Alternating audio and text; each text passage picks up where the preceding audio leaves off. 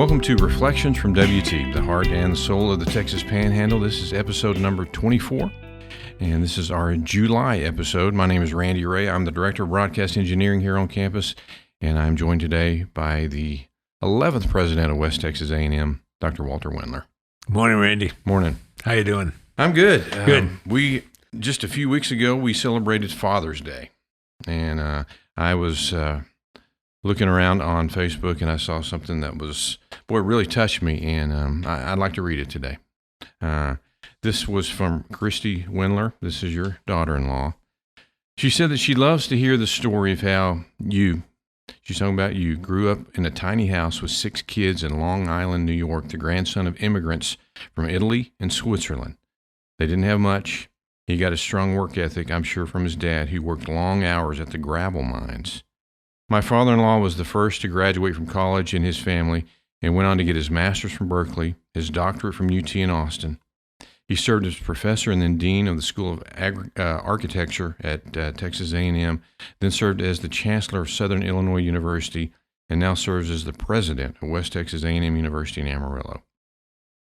While his professional accomplishments are amazing, I am most thankful and admire how he treats and loves his family. I have always loved how Walt prioritized me and the kids over everything else, and since knowing his dad, I know exactly where he got it from. I benefit every day from his character and habits that he instilled in his sons.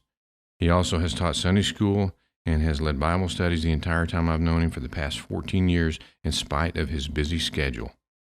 Thanks, Dad, for treating me like part of the family from day one.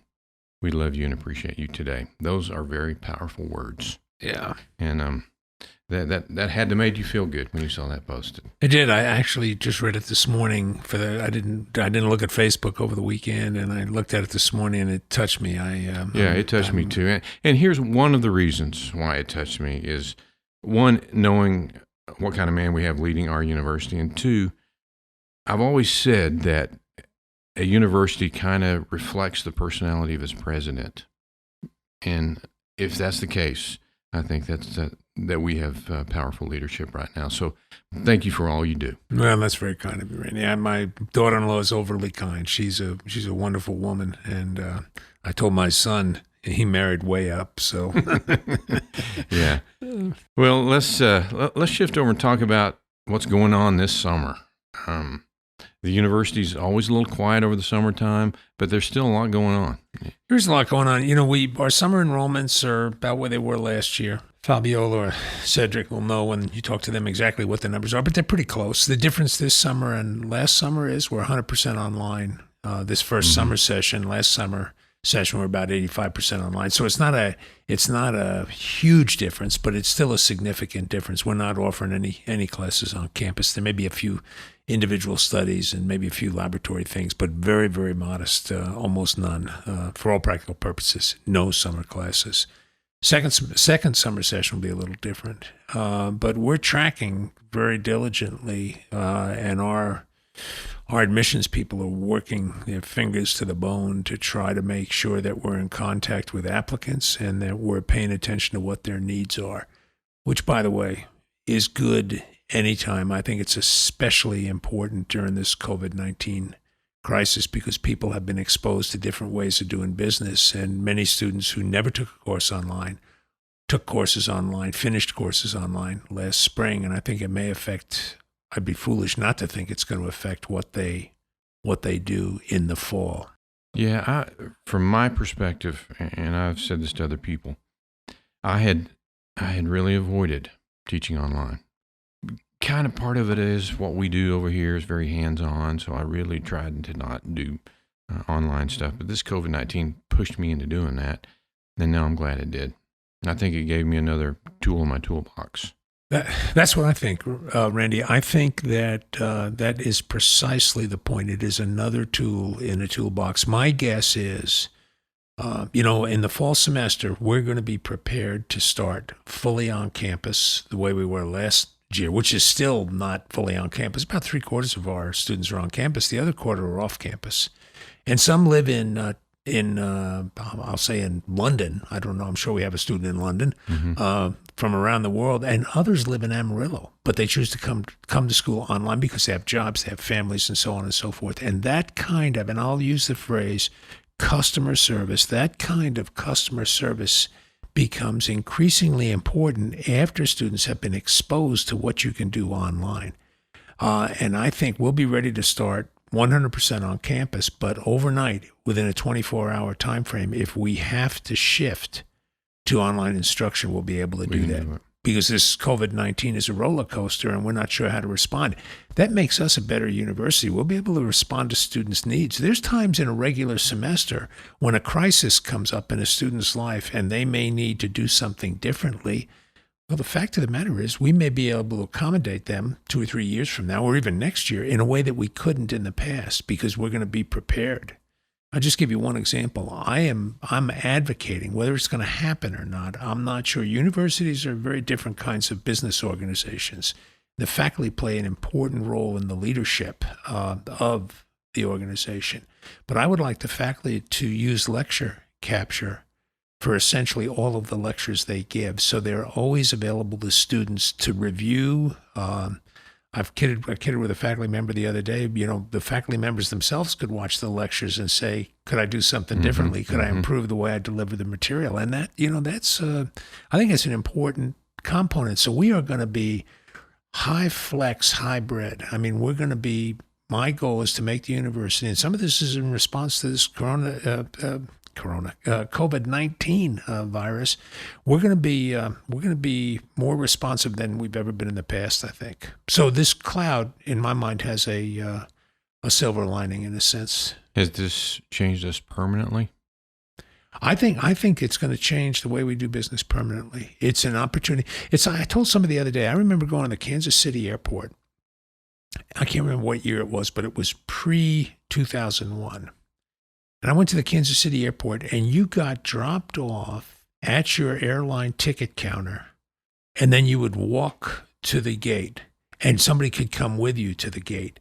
And overnight, that changed in September of 2001, right? It changed. And it changed the industry forever, and I'm not sure it changed it. I think in many ways it's better. It's safer. It's a little bit more. Sometimes it's a nuisance. It's a little bit more frustrating. At times it's frustrating. But safer. Safer. Yeah. And I think this COVID-19 is going to have a very kind of an indelible impact on what we do in universities. Do you like working in the summer? Yeah. Yes, I do, and I always have. I've been when I started to teach in Baton Rouge at LSU, from the time that I started, I always taught in the summers, and I practiced architecture there too. I had a practice. We were pretty busy. We were doing a pretty good bit of work, actually. There was a couple of us, and then some interns and so on and so forth. There was half a dozen people in the office. We were busy, but I still liked working in the summer. I had a passion for university life. I liked it. There's an old adage that those who can do and those who can't teach, well, nothing could be further from the truth in my mind. I find teaching more work than practice for me ever was. Yeah, I agree with you. I like the summer, and I summer classes, are long and they happen every day, so I kind of like that. We get in the groove of doing that, and we come back every day, so it's more focused. I would agree with you. Yeah, more focused. All right. Well, we're going to take a break, and when we come back, we're going to talk to a couple of people that help bring others to campus. We'll be back in 30 seconds. West Texas A&M University is a student body that learns by doing and is always seeking opportunity. Talented and accomplished faculty that teach both in and out of the classroom. Programs that provide timeless information and meet the challenges of today's world. Facilities rich in technology as well as WT history. Now is the time to strengthen connections and open doors for tomorrow's leaders. Share your experience, share your heritage, share your pride. Welcome back to episode number 24 of Reflections from WT. On this segment, I'm talking to Fabiola and Sedrick Knowlton. So, Fabiola, you are the campus visit coordinator, and Sid, you're the assistant director of recruitment. So let's talk a little bit about what's going on in the summer. Are we even open for visitors right now? We are. I'm excited that we finally have visitors on campus. We started back up June 1st. So June 1st with very limited families, and we'll be continuing on throughout the summer. So Fabiola, what you deal with is just people wanting to come and visit the campus. So tell us about what they see when they come to campus. What's a normal tour like? We see everything. Well, the good thing about our tours, they're very personalized. So, according to the student's major, if they are interested in engineering, we make sure we focus and go inside of the engineering building, show them what the classroom is going to look like for them, the labs. So we go inside of course, every student wants to see Activity Center, the main area of campus where students hang out at. So we pretty much cover everything all on campus. What's the favorite part of your job? The emotions that the students see. I'm able to see a life-changing moment for our students of realizing this is home. This is where I want to be for the next 4 years. I've said this before. I believe that you can tell in 10 minutes when you're on a campus if that's the place for you or not. We took my daughter around when she went. When I can remember when we took her around to different schools to check it out.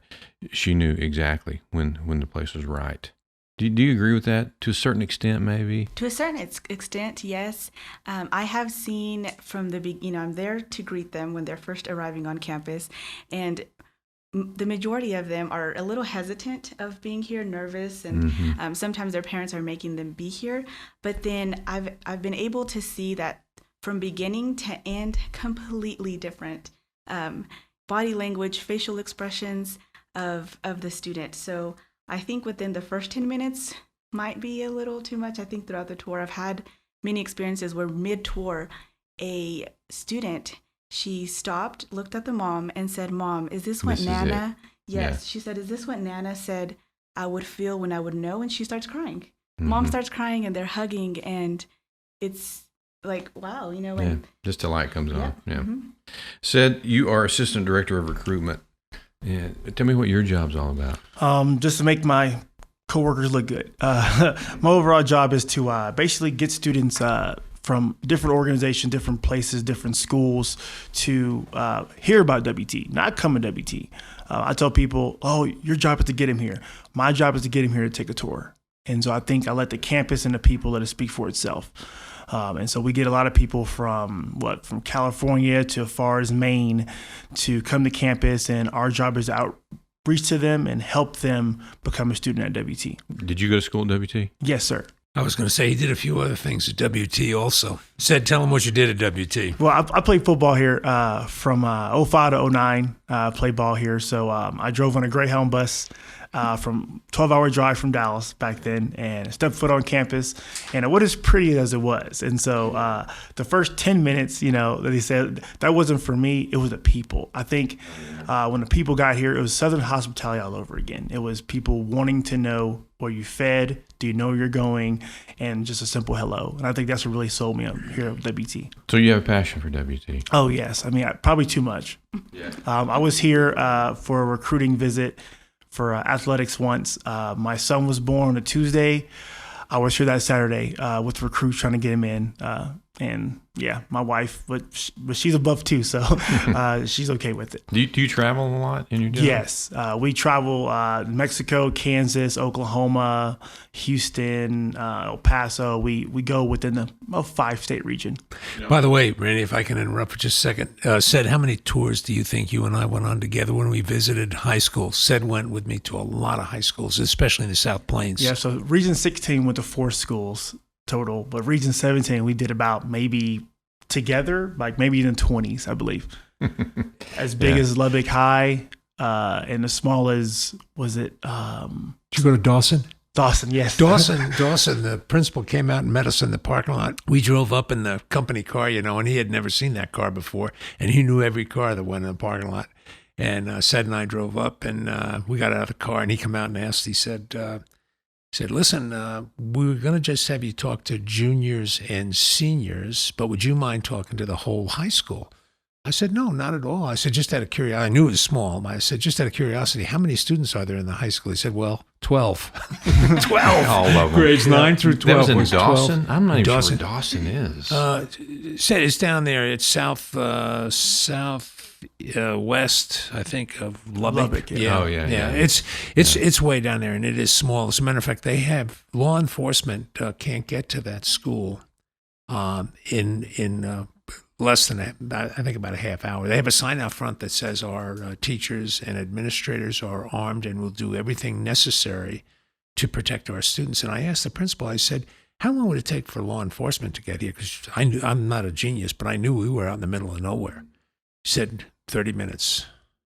So we have to be ready to do, an active shooter on a campus like this, it'd be too late by the time the law enforcement arrived. Anyway. So Sid, when you go to a place like Dawson, if they said, tell me about WT, how do you describe this place? I describe it as a place, a second home.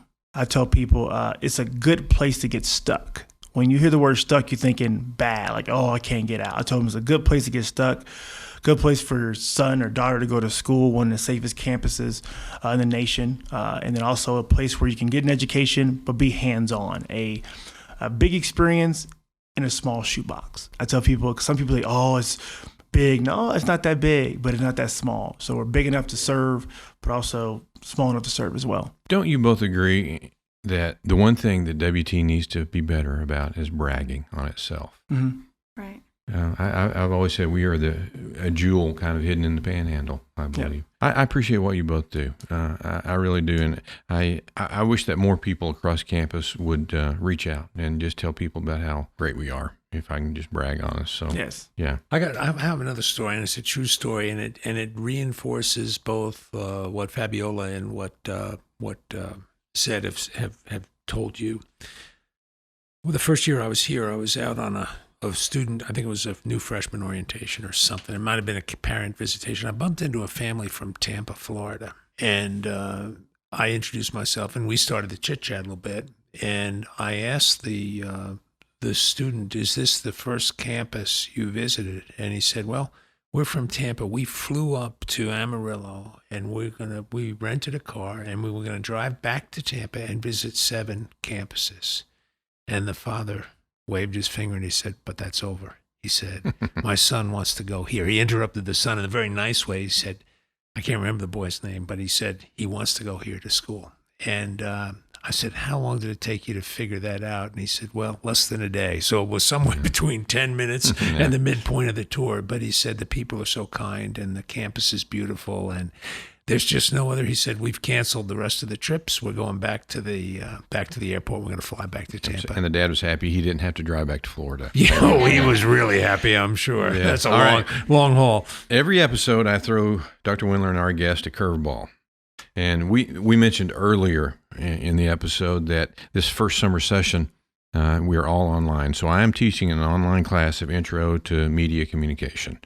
And one of the assignments that I give is I want you to write me an essay on your favorite song. So I'm not going to ask you guys to write me an essay, but I want you to tell me what your favorite song is today. That's a tough one, isn't it? It's a tough one. Who wants to go first? Do you know? I already have mine in my head. I listened to it this morning as I was driving up here. So it's called Surrender by Natalie Taylor. I think that's I'm not sure, but that is my favorite song. Surrender. Mm-hmm. What's it about? Surrendering and letting, the Lord guide you in the right direction where you're headed. That's a good one to start the day out with. Yep. Sid, what's your favorite song?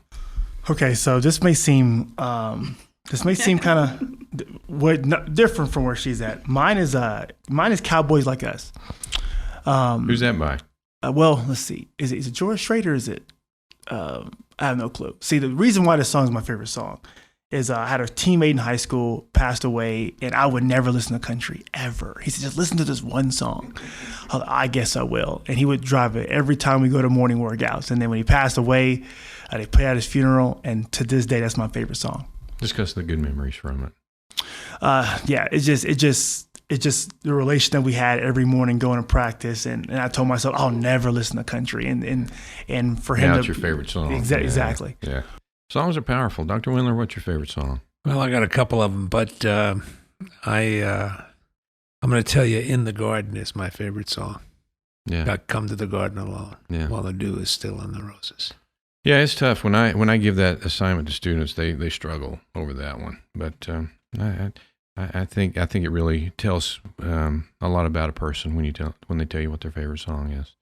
All right, so thank you guys for being here today. I think episode number 24 was a good one, and I appreciate y'all stopping by, and I think we had a good talk today, don't you? I do, Randy. Thanks so much. And thanks to Fabiola and Sed for the great work they do in admissions. These people are the front porch of West Texas A&M University. And I'm telling you, when you see them with other students and hear their stories and what they value, I'd stand us up against anybody. Yeah, I totally agree. All right, well, we will see you next time on episode number 25. Until then, thanks for listening.